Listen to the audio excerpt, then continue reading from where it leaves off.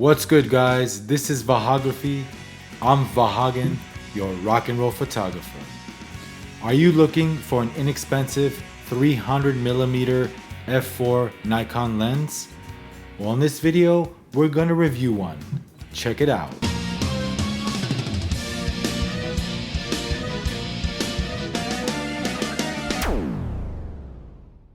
What's going on, guys? Hope everybody's fine out there.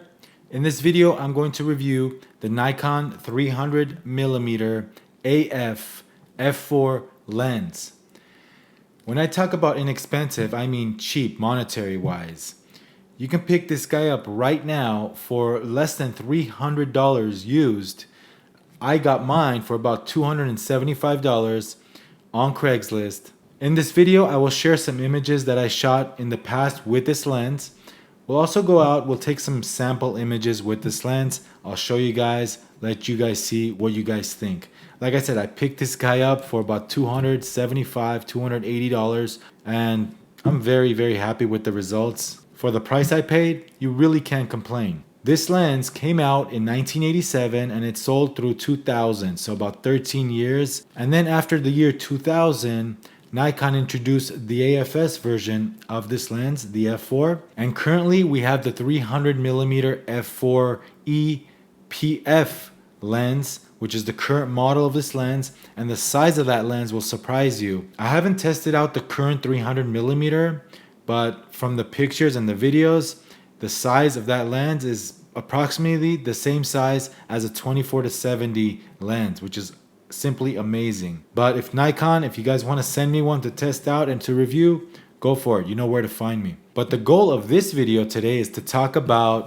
the 1987 GEM, the 300mm f4 AF lens. Like I said, if you're in the market for a 300mm f4 and you don't want to break the bank, this guy is pretty cool lens, let me tell you. So it comes with a leather kind of, I don't know if this is real leather, but I think it's synthetic leather, or comes with a cover. Like I said, $275, but it's built like solid. I mean, you can knock someone out with this thing. It's like a baseball bat. It's metal construction. It's got a built-in hood, as you see right here.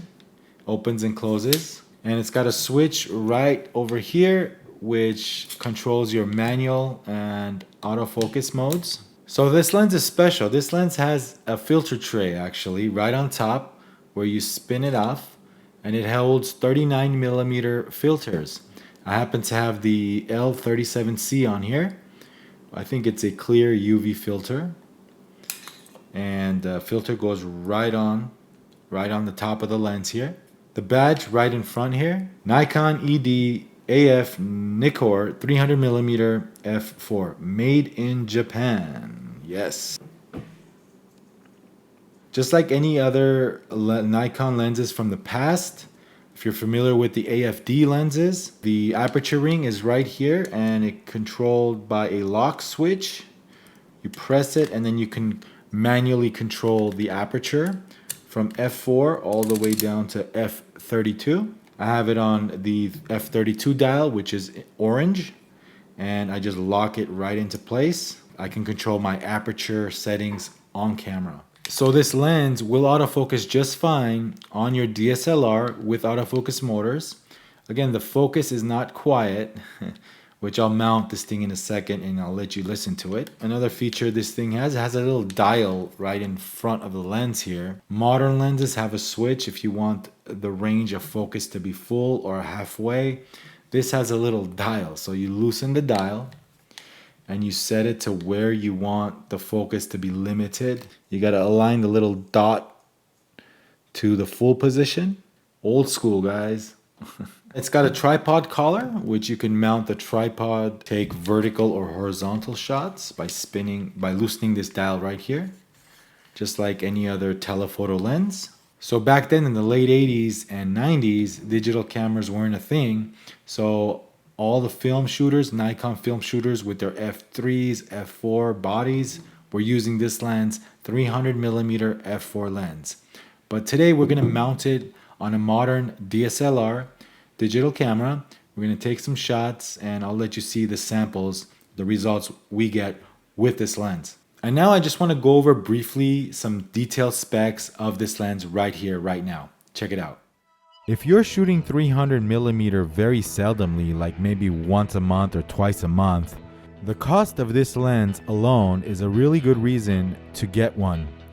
Don't make the same mistake I did in the past, buying $2.8 thousands of dollar lenses and very seldomly used it once or twice a month, put it away. If you're taking pictures of the occasional marathon or the bike meet, the track shoot, the air show, this might be a viable option for you.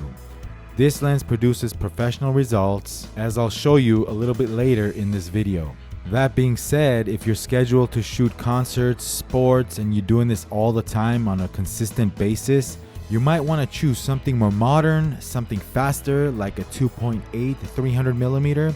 Yeah, of course, those lenses are much more expensive in the thousands of dollar range, but if you have consistent work and you're getting paid, I might choose to go that route.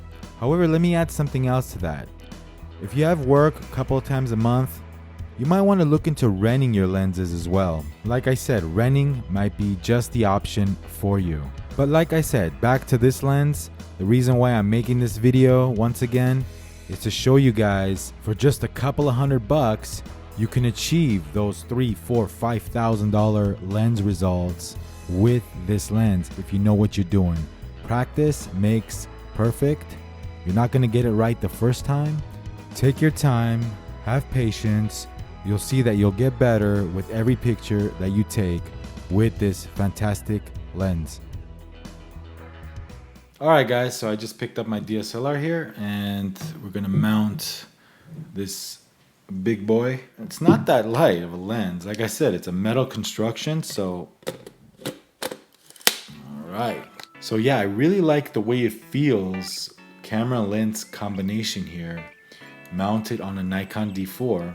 Feels really rugged and solid. I feel like I can just go out in the battlefield and just start shooting anything and just having a good time. You know, it feels really nice. Okay, so right now I want you guys to hear the sound the focus motor makes.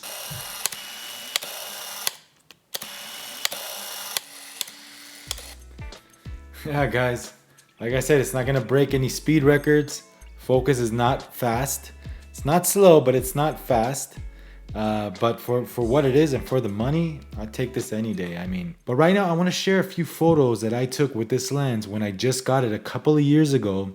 There was a fire going on in the hills near me. The first picture right here is with the DC-10. Cal Fire uses this to battle fires. And I'm taking this picture with the Nikon D800 and this exact lens right here. I really love the results I get with this picture. Look how crystal clear everything is, the details. Let me zoom in a little bit so you can see. Look at the chemicals, look at the smoke, look at the details of the plane. Just amazing. I'll flip through a couple pictures I took this day. Here's one with a different angle coming at me. Same lens, same camera. This one's one of my favorite shots. Love the composition, love the water dropping here, and the clouds and the smoke and the helicopter. Just love the way this shot came out. So yeah, taken with this lens right here, the 300mm f4 AF, a lens from 1987, a lens that I paid $275 for. $275, guys. I mean, like I said, look at the images. Look at the quality of the images I just showed you. All right, everyone, why don't we go out right now and take some shots with this combination right here. Let's do this.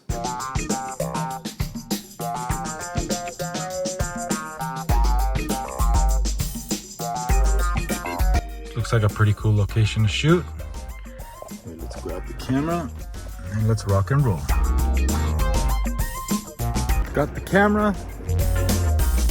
Look at these trees.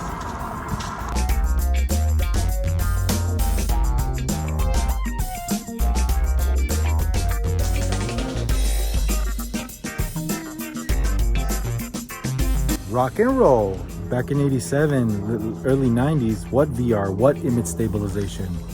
Those things didn't really exist, so hand holding this lens is kind of a challenge. We need to keep the shutter speed probably above 100, 125 to 160th. just so we could eliminate any kind of motion blur. Let's do it. What's up, rock stars? So what do you say we load the images up in Lightroom and look at the results together? All right, guys, welcome. So I loaded the images in Lightroom. Some of these shots really impressed me. So right here, guys, on the top left corner, the image number, the shutter speed, here f4 ISO 100 and 1/400th of a second. So right here, I'm getting really high-end results, guys. Lenses that would cost thousands of dollars in today's market, I'm getting from this $250, $300 lens. Anyone, you guys know the name of this tree right here? I know they bloom this color. You only get like 3 or 4 weeks, maybe even less, year round, of this amazing yellow color. Okay, moving forward, guys, just look at the quality. Pay attention to the quality here. This is at 5.6. And mind you, this is the Nikon D4 at 16 megapixel camera. But just look at the sharpness. Look at the quality of these images. Corner to corner. Obviously, I focused on this branch right here, but I'm really liking the color. I'm really liking the focus, the sharpness, and I'm also liking just the depth of this image. Zooming in here, and this is the full frame right here. What do you guys think? It's pretty impressive results, huh, guys? Just pay attention to this bokeh here, guys. Pay attention to the quality of the rendering of the image. The results I'm seeing now on the screen, this lens is not far behind from those high-end, expensive, thousands of dollar 2.8 lenses. Moving on here, guys, just look at the beauty. Look at the beauty. Look at the color. Look at the rendering of this image. F4 right here. Focus right on this branch, I think. 2/50th. Shutter speed, F4, ISO 100. Moving on here is the lamppost, the light here. Take a look at the rendering of the bokeh, the background blur. Look at the sharpness of the light. Pretty impressive, I must say. I haven't used this lens in a while, I'll be honest with you, and I just forgot what this lens is capable of. Just look at that background blur. Focus right here on the car light. Focus is here. Pay attention to the tire thread here. Look at how I captured the tire, edges of the tire. I don't know what these are called, but just look at that sharpness. Look at that focus, and look at the background blur. Here's an example of a shot. You can see the focus at infinity. Pretty good, guys. So if somebody was walking across the street here, we'd get them really sharp. This is a good paparazzi lens, guys. If you want something cheap and expensive paparazzi lens. Are you kidding me, guys? Just look at this result here. Look at this result. Are you kidding me? And mind you, these are straight from the camera. I did not adjust anything. I didn't add any sharpness whatsoever. They're raw files, full quality raw files. Perfect time of day as the sun was going down. It's backlit from the sun. Moving on here, guys. Again, take a look at this. This is interesting. Right here on the top right corner. This is the tree. This is the top right corner. Some interesting bokeh-licious. I've owned the 300 2.8 VR1 lens, AFS, in the past. Yeah, that lens is on another level, guys. Images produced from this lens right here won't reach that level. However, it's not too far behind, guys. Love the light coming in from the back here. As you can see, the light right here. Just hitting this branch, these leaves. Perfect lighting. Look at this background blur. This type of imagery just makes me... This is why I'm in photography. This is why I love photography. When I see results like this, it just gets me excited. Look at the light. Look at the soft light coming in, hitting these leaves. Oh yeah, another example. Here's the light here. And look at how it's just accenting this part of the leaves. Just look at this light hitting right here. It's one of those abstract kind of photographs, huh? What do you guys think? And again, this was on the go, on the spot. I had to take some shots for you guys to see, some sample images. Take a look at the background blur here, guys. Take a look at the tree, and we even have, this looks like a spider web right here. The 300mm AF Nikon F4 from yesteryear, 1987 through 2000. Here's one with the sunlight coming in from the left here and just highlighting these leaves. Just love the way it rendered the light.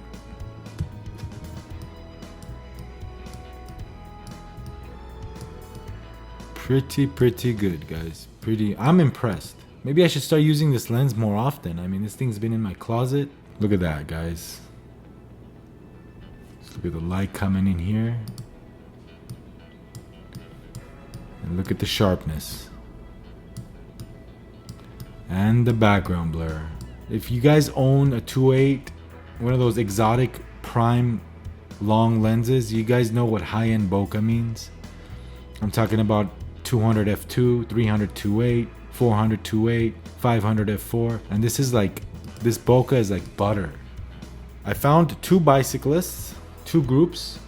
I wanted to test the tracking. I put the camera on continuous, group focus. This guy was going pretty fast. He's probably staring at me, wondering what the heck am I doing. Every image is tack sharp.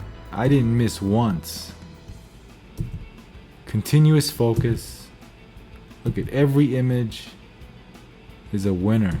I mean, a lot has to do with the quality of the camera too. The focus tracking, it has a lot to do with the quality of the camera and the ability to autofocus. However, it also has to do with the lens too. I'm using an old lens on continuous and it's no problem focus, guys. No problem. The AF works awesome on the D4. It tracked it beautifully. Here's another set of bicyclists.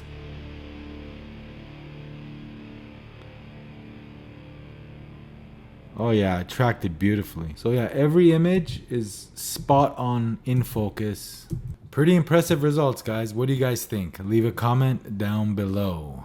All right, guys, welcome back. What did you think? Is it worth $275? If you could find one in good condition, pick it up. If you're looking for a 300mm that's not gonna break the bank, then like I said, it's really a good decision, a good buy. Mirrorless owners, I don't know if this is the best choice for you guys. It won't autofocus, obviously. However, if you have DSLRs and you happen to already own this lens, for the purpose of having a 300mm f4 in your arsenal, I would give it a shot, mount it onto an FTZ adapter, and if you need a 300, use it.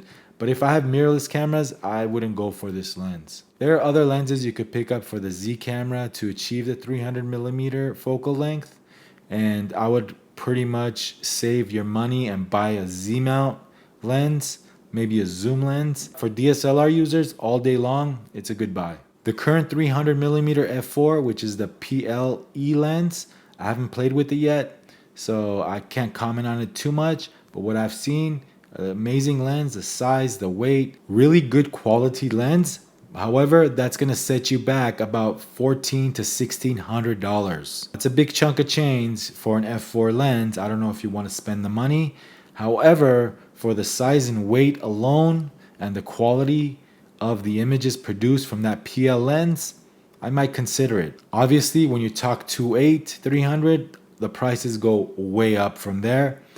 Now, especially the AFS VR1, VR2 versions of this 300mm 2.8 lens, you're talking in the thousands. You're not talking about just like under $1,000. You're talking about several $1,000s. Who is this lens for? Like I said, if 300mm is your thing, you want something longer than your 70 to 200, and you don't want to really spend too much money, couple $100, yeah, this lens is for you. This lens might be a good option only for that reason. One thing to keep in mind when you're buying lenses this old, make sure everything works. I know you're only spending a couple of $100.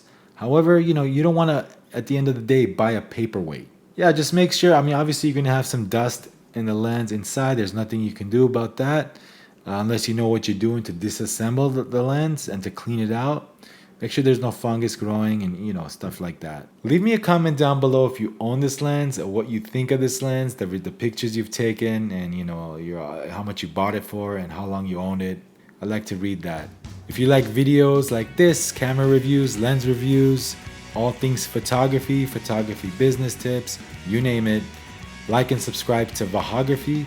Hit the bell icon to be notified when I upload new content, guys. Thank you for watching. This is Vahography.